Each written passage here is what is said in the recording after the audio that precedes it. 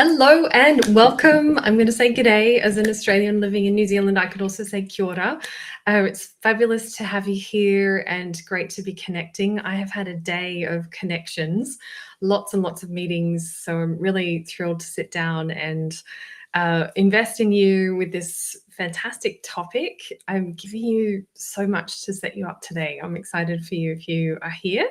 So the purpose of this live is to look at elevating your executive presence in 3 powerful steps. I have the chat going and I can actually see your chat messages coming through regardless of which platform you're joining me on. So let's practice that. Just drop into the chat 0 to 10. How is your day going? If 10 is a fabulous day, I would love to hear about it. Do let me know. And so I've got the chat open there. I have followed through on what I said. I'll share a few images as we go to demonstrate the points today. And then at the end, I'll share with you how you can work with me to further elevate your executive presence and get that done in the easiest, most enjoyable, beautiful way. I'll also stay to answer your questions and respond to your comments. And I'm really happy to stay past the designated time. If you're here, I'll be here. Hello, Yulia has had a 7. I hope that this will take it up a notch for you, Yulia. Let's see if you can, have a fantastic morning or lunch, I believe, where you are. So what is executive presence? What is an elevated executive presence?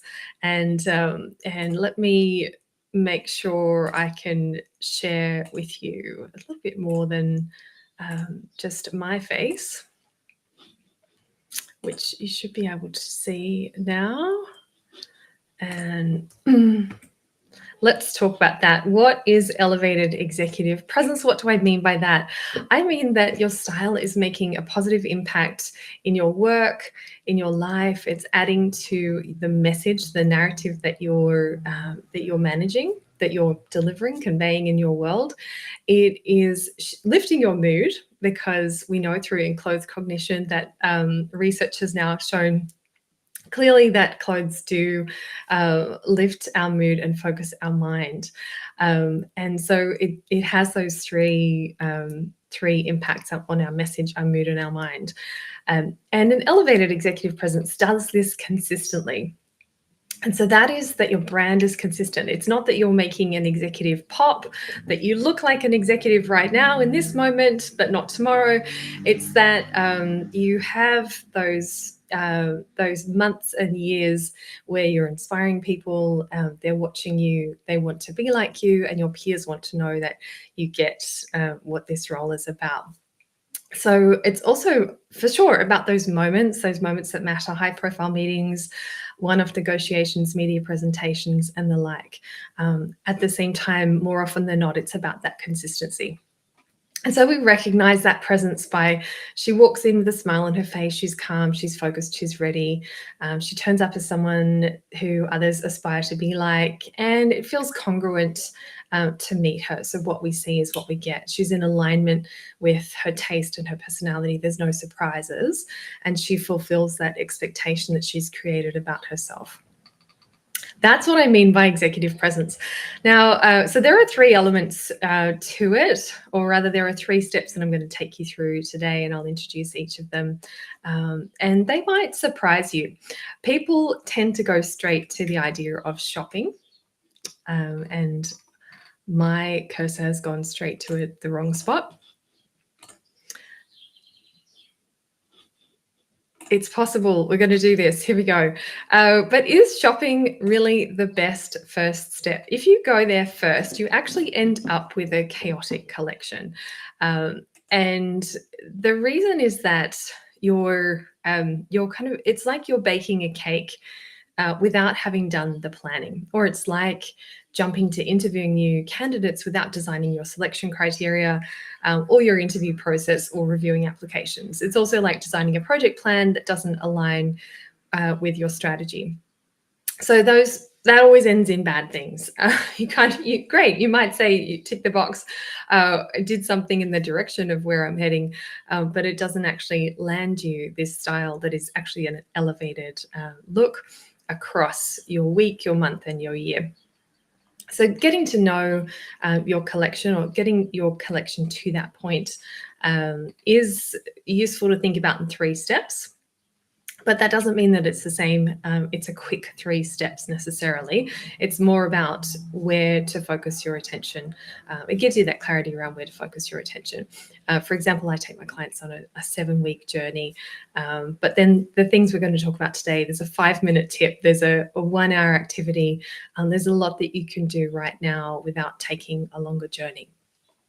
So firstly, you want to think about your life. And in any 1 week as an executive woman, if you're anything like my clients, you might attend a keynote, you might, oh, I just see that this hasn't changed. Has this changed? Yes, great. I want to make sure you're seeing the right thing here. Brilliant. Yes, you are saying the right thing. So in any 1 week, you might attend a keynote, you might go to a board meeting, you might be doing dinner with friends, you might be out and about, you've got every day in the office, you've got working from home, you've got sometimes maybe an offsite with some casual wear, online meetings, presentations, etc. There are so many different looks that you need across the week. So I call these situations your style vistas.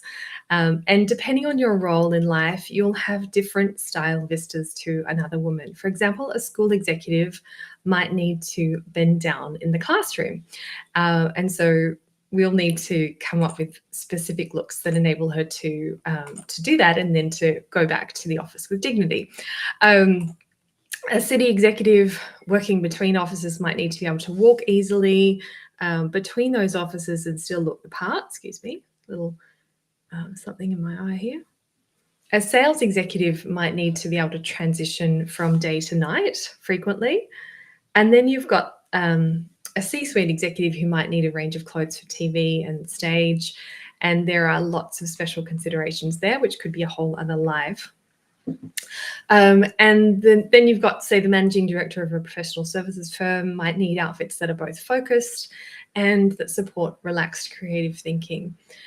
So what are 5 situations where you want elevated personal style? It only takes 5 minutes to think about this. But if you get really clear, the clearer you are, the easier it is to shop. And if you know, once you know your vistas, then you can start thinking, how many looks have I got for each of those situations? And that puts you miles ahead. It really gets you ready for the rest of your styling. Everything hangs off that, because what you buy is what you need. And it's also clear the purpose that it's going to take. And so you don't feel like you've got these wasted purchases. It's really key. I just really recommend this. And so, yeah, I could actually give you options for each of these typical options for each of these vistas as well. So I'm curious whether that would be of interest, and whether you would like to hear more about looks and examples of looks. So welcome your comments in the live or on this event, and any other questions that you have about what you might be interested to see more of. Excuse me. So that's the first step. Is to, and I'm just going to check the chat there. That's great. That's the first step, is to make your style harmonious with your life by identifying your style vistas, the specific situations where you want to have elevated style. And then the second step is about getting your collection to work for you, to work out whether it flatters you, because executive presence isn't daggy, frumpy, tired, bland, or blah. And if you feel any of those things, then you're not embodying that feeling that you're worthy of respect, time, and attention. And instead, you could feel amazing in your style. So you might be wondering how, and the good news is it's not overly complicated, but there certainly is a need to address a misconception here about how to get to that feeling of brilliance, how to feel brilliant in your executive image. And the misconception, I'm going to also share a couple of tips as we look at this. So you might be expecting me to talk about the importance of expensive accessories, for example, to signal your worth. or that you really should be wearing suits more often because that communicates your values and the values and aligns with the values of your organization. Or we might talk about how shoes set the tone. So it's important to be aware of the shoes that you're wearing. And those are all incredibly useful tips, but they're not enough to make your style aligned, easy, and powerful.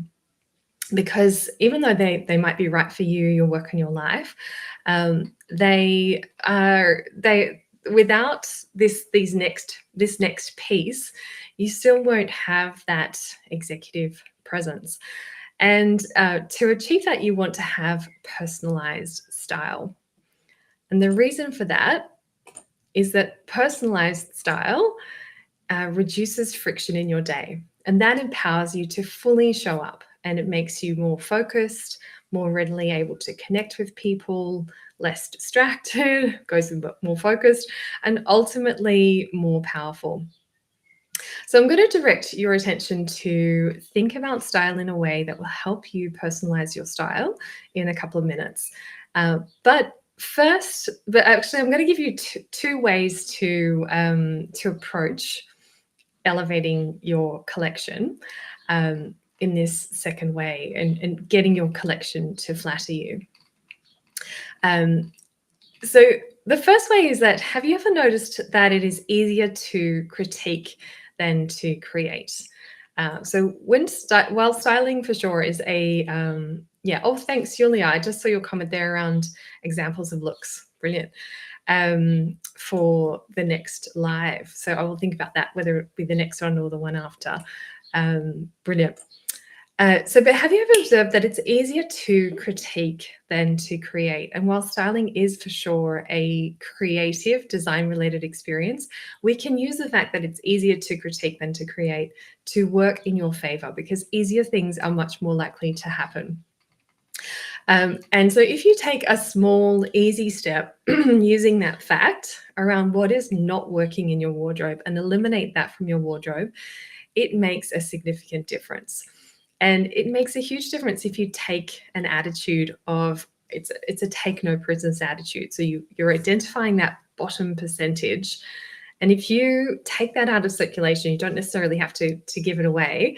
But if you just take it out of circulation from the looks that you're working with, that instantly elevates your collection and everything that's left. So I'm going to give you two ways to approach it.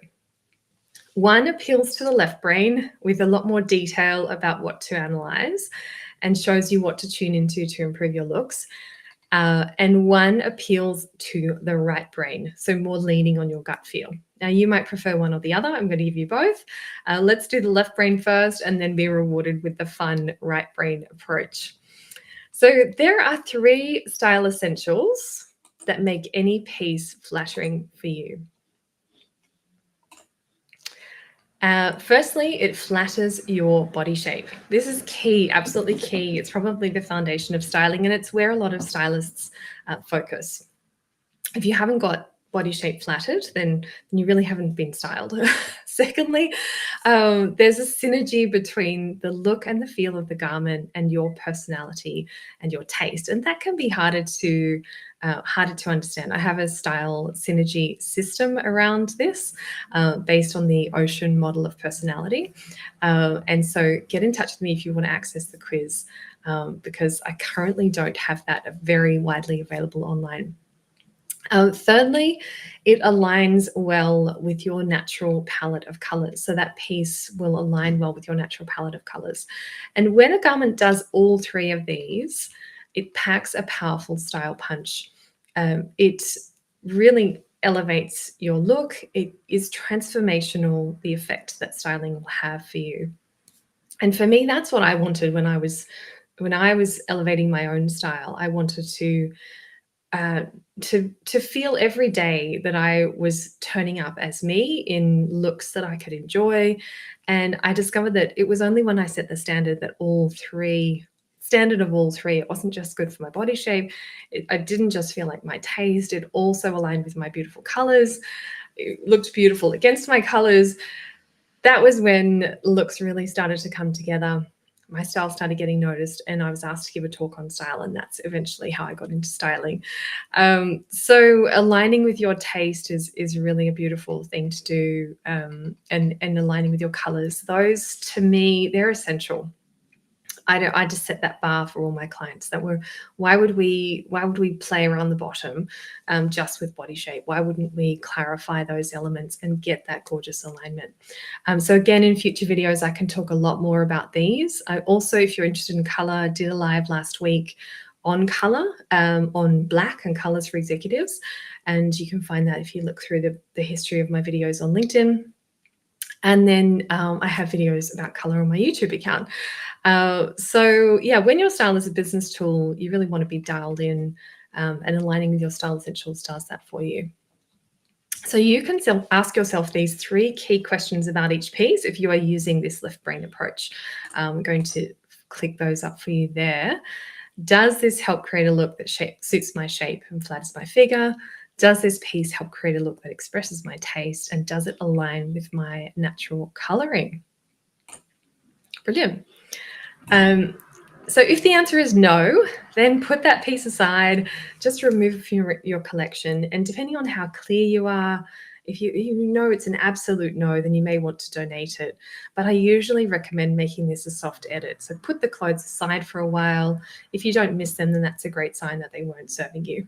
And they're just, putting them under the bed or or in a box somewhere out of sight is usually quite useful. And then it gives you can have extra confidence that they really weren't worth it. If you do come across them in 3 months' time, you think, yeah, what was I thinking wearing them?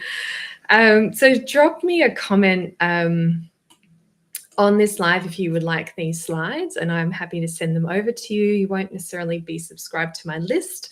I will just message them to you so you've got them. And then we have the right brain approach. Okay, so this one is fun. It involves throwing pieces across the room if you choose. And it's really great to do the music on when you have a moment to relax. So it's essentially the same thing where you're looking at your clothes, but you're doing your soft edit in a different way.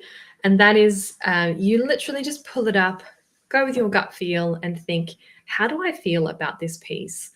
And if you feel great about it, fantastic, then keep it. If you feel bad about it, put it aside. Throw it across the room. This is your moment to throw it across the room because you don't deserve those pieces that pull you down. And if you're not sure, then keep it in circulation for now. And as you see it, then you see it more and you try to work with it, you'll get clearer and clearer about whether or not it does or not work for you. So going with gut feel is a lot quicker, obviously. You want to move fast. It's the difference between thinking fast and thinking slow. And if you're not sure whether you'd like to take that approach, then use a combination of the 2 methods and just commit to keeping your pieces as well for a little while after deciding to make 100% sure. Okay, so that was the second step. Eliminate the pieces that drag your style down. And now you're ready for step 3, which is all about filling the gaps that have been created. And in this step, you'll make sure that your shopping and styling from this point forward becomes efficiently focused on bringing your executive presence to life, your elevated executive presence. So now that you've soft edited out your bottom dwelling pieces, pull out your style vistas again and note down how many outfits you have for each style vista. And so it's a little bit more analytical. It might not be something you want to do after you've been throwing everything across the room, or maybe it's a good break. And think about those looks and think, do they convey the message that you want to convey? Do they lift your mood when you wear them? And will they focus your mind on the task or the situation at hand? And sometimes that focusing your mind is actually paradoxically being creative or being relaxed and being able to connect. And maybe that's what you need some of your looks to do. Maybe that's part of your style vistas, one of your style vistas. So take note of the gaps. And perhaps you noticed something as you were going through your soft edit where you were thinking, I'm just not sure about whether this does flatter my body shape or what I could do differently to make that look work. So then it's helpful to write that down as a styling goal effectively. And what else could you do that could help you consistently choose looks that feel empowering to you and that feel authentic? So you're wanting to essentially write down your styling goals, and I'll give you some suggestions because I know it's hard to pull these out of thin air. So these are examples of goals that my previous clients have had, and meeting these goals then elevates their style beautifully. And it's one of those things where the clearer you are, the better you'll be able to style yourself and shop, or the better you'll be able to know what role styling could play for you, or how a stylist might be able to support you. So however you choose to approach this, you might be thinking, what should I allocate in terms of my life and my time, my resources to fill those gaps? And the reason I say that is because there can be a huge element of surprise actually around how easy this is to do. So there will be stylists that you may have heard who say that you might want to put aside 10% of your yearly income, and that this is something you should be shopping 4 times a year, for example. And it just seems like a huge investment and a huge amount of time, and elevating your executive presence seems like it's a massive deal. Whereas most of my clients will spend, give or take, I don't know their exact income, but guessing, and based on what I know they spend and what they spend with me, they spend around 2% of their income. And that's on the styling and the clothing budget combined. So you might spend more or less, depending on the brands and that you choose, and what looks you're looking to create. And you might spend more while you're building out your cornerstone pieces, as I call them, or you might spend more on a cherished piece like a quality suit or leather jacket. So yeah, there are so many options, but it's a great idea just to be aware that be aware of what your goals are, to bring clarity to that styling experience, however you take it. So in summary, to elevate your executive style, you want to take these 3 steps. Make your style harmonious with your life by noting your style vistas. Those are the specific situations where you want elevated style. And work out whether your collection flatters you and eliminate those pieces that don't serve you, by doing a soft edit. And then clarify the gaps as clear goals. Try to write them down as goals. They're not technically SMART goals there, but you could go and do that if you want to, so that your shopping and your styling from this point forward really becomes efficiently focused on bringing that presence to life. And so then I have had people ask me to share how they could work with me. And certainly as a stylist, I would love to help you elevate your executive presence. And I have something at the moment which is in celebration of my new LinkedIn profile. It's newish, launched in May, and getting close to 450 connections there now, which is wonderful. And so, it's called the Executive Brilliance Package. It's 7 to 10 hours of your time, but it is the most streamlined way to brilliant executive presence. And this is, it's a really exciting offer for women in the US, Canada, Australia, and New Zealand. Those tend to be the places where it's easiest to work remotely, but it's basically around time zones, so it's not exclusive to those countries. And at the moment, it's $4,000 US with 30% off, with a condition applied to that. So that is only available for a limited time. But it's, again, in celebration of my LinkedIn launch. So welcome, great to have you along, and you're welcome to inquire with me around that. Great to have you here and to be able to share this with you. And stay tuned. This was my 4th LinkedIn Live. The lives have been an experiment to see, if it's a really good way to connect with people. And I think I'll be doing more of them. So do drop a comment if you would be keen to hear me talk about specific things. I'd love to know what's of interest to you to pop up in one of these lives. And that's